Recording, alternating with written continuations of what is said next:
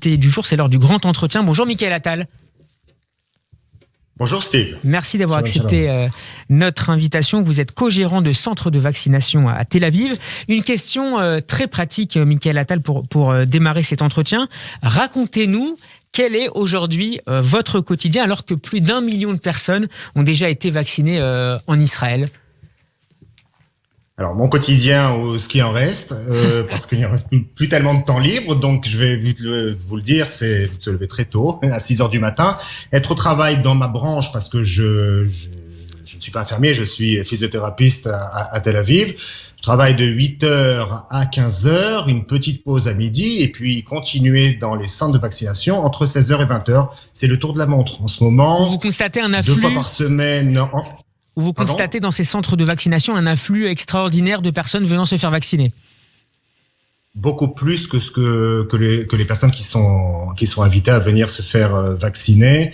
C'est donc 2-3 fois par semaine en soirée, plus le Shabbat ou le vendredi en fin de semaine où il faut assurer les gardes. Vous pouvez refuser des gens qui n'étaient pas forcément inscrits au départ sur les listings et qui souhaiteraient prendre moins de risques en se faisant vacciner. Est-ce que vous les autorisez à se faire vacciner malgré tout?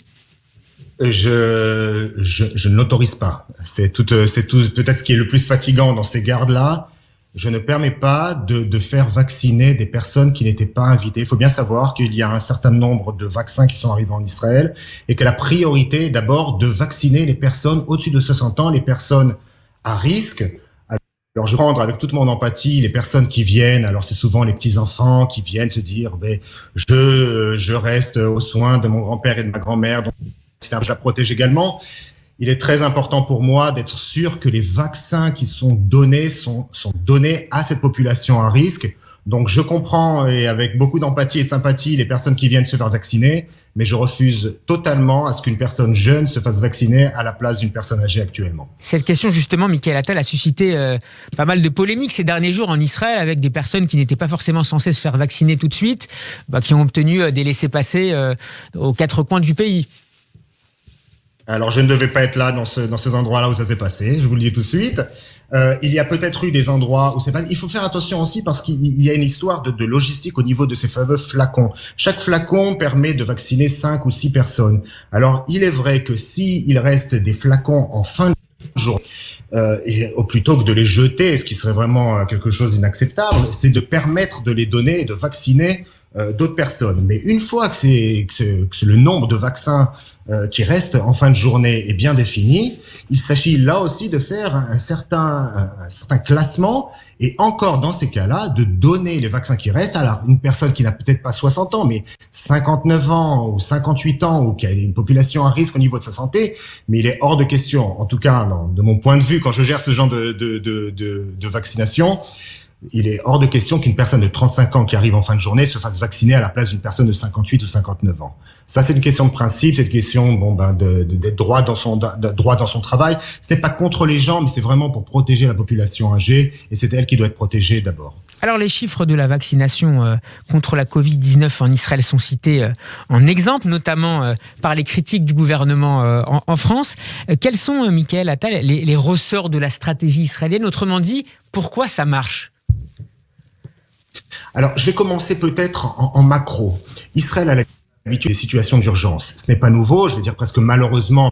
En situation d'urgence, chez nous, c'est des situations de guerre et de crise sécuritaire. Mais ça a évidemment formé, pendant 70 ans, Israël à mettre en place une véritable machine de guerre, entre guillemets, pour pouvoir organiser ce genre d'opération. Elle devait commencer le 27 décembre. Vu la rapidité de l'organisation, ça a même commencé 3 jours avant. Et puis après, donc, quand je descends un peu, c'est l'organisation du système de santé en Israël, les fameuses Kupot Holim. Il y en a 4 en Israël, donc c'est au niveau du service de santé, une certaine concurrence les unes entre les autres, mais ces Kupot Holim qui sont dispatchés sur le territoire israélien pour que, à la fois dans les villes, dans les villages et en périphérie, le système de santé puisse assurer un maximum de soins, notamment à travers la distribution des vaccins. Et puis, c'est à travers ces Kupot Holim, depuis l'enfance, il y a des unités qu'on appelle les Tipot Halav. On a développé une certaine culture de la vaccination dès le plus jeune âge, et les Israéliens sont habitués à se faire vacciner. Il n'y a pas trop de méfiance. même si ce vaccin-là, spécialement, a créé une petite crainte parce qu'il a été créé de façon assez rapide.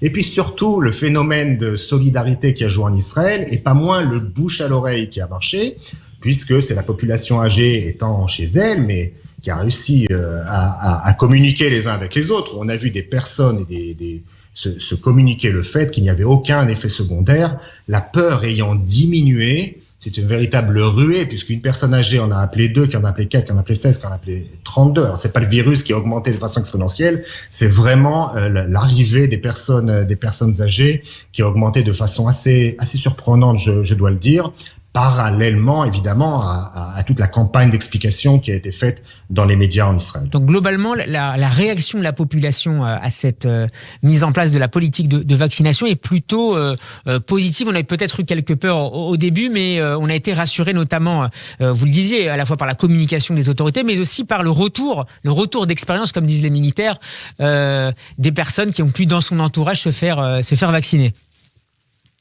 C'est la fameuse crainte, parce que vous savez, c'est un vaccin qui a été, malgré tout, on a l'habitude des vaccins qui sont créés sur une période d'1 an ou d'1 an et demi.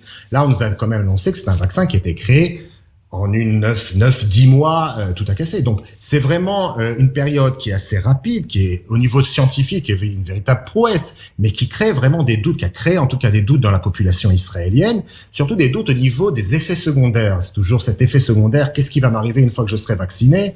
Une certaine peur de l'inconnu. Alors, parallèlement aux campagnes d'explication qui diminuent cette espèce d'incertitude, il n'y a que l'expérience sur le terrain, et une fois les premiers jours passés, et voyant que les premières personnes qui étaient vaccinées ne revenaient sans symptômes graves, à part peut-être une petite douleur à l'épaule, mais pas plus qu'un autre vaccin, que cela a permis d'accélérer le rythme et d'augmenter, en fin de compte, l'afflux de personnes dans ces centres de vaccination.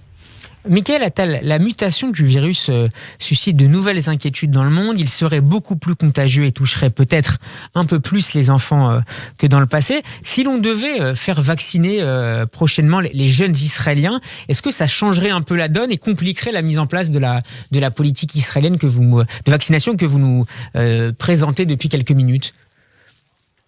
Non, je ne pense pas que ça soit le cas. Je ne pense pas que la prochaine population qui soit vaccinée sera la jeune population. La population jeune, c'est une personne qui n'est pas tellement touchées par le coronavirus. C'est vrai qu'elles sont des personnes qui peuvent être infectées, mais qui ne développent pas des symptômes graves par rapport à la population qui est la plus âgée. Dans un deuxième temps, ce sont plus les personnes qui seront au contact d'un large public. On parle des enseignants, on parle de la population carcérale où il y a une véritable concentration de personnes, du personnel dans les aéroports et de tout ce personnel qui est plus au contact, la police, les forces de secours, tout ce personnel qui est plus au contact du public. C'est vraiment celle qui sera peut-être le plus en danger quelque part pour se faire par rapport au virus, et c'est elle qui est au niveau risque, c'est elle au niveau de la politique israélienne, c'est elle qui se fera plus vaccinés que les enfants qui, eux, sont moins touchés et qui développent moins de symptômes. Alors, sont moins touchés, Mickaël Attal, mais on nous dit, alors, et je parle avec beaucoup je mets beaucoup de conditionnels, mais on nous dit qu'avec la nouvelle variante du virus, qui serait beaucoup plus contagieuse, les enfants, c'est ce qui est dit notamment en France aujourd'hui, que les enfants seraient peut-être un peu plus touchés. Et c'était le sens de ma question. Est-ce que dans ce cas-là, Israël serait prête à déployer cette stratégie de vaccination parmi les moins de 16 ans pour aller un peu vite? Je ne pense pas que ça se fera, une fois de plus, si vite des moins de 16 ans. Peut-être que ça se fera dans le futur, mais vous savez, la vaccination, une politique de vaccination, c'est une affaire de gestion de risque. Entre la catégorie des enfants qui pourraient être touchés, qui seront touchés certainement par quelques mutations, plus une mutation de l'autre côté pour une population qui est plus âgée, je pense que dans l'ordre, le classement des choses, la population qui est la plus âgée, c'est celle qui se fera vacciner ensuite. Il faut faire bien attention que quand on calcule et qu'on programme une politique de vaccination, c'est aussi en fonction des stocks de vaccins qui arrivent dans le pays.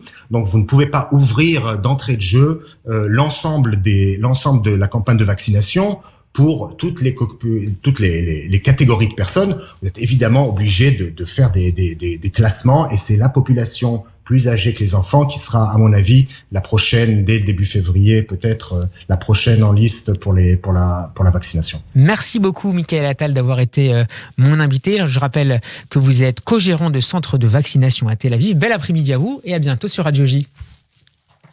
Shalom, shalom. Bye bye.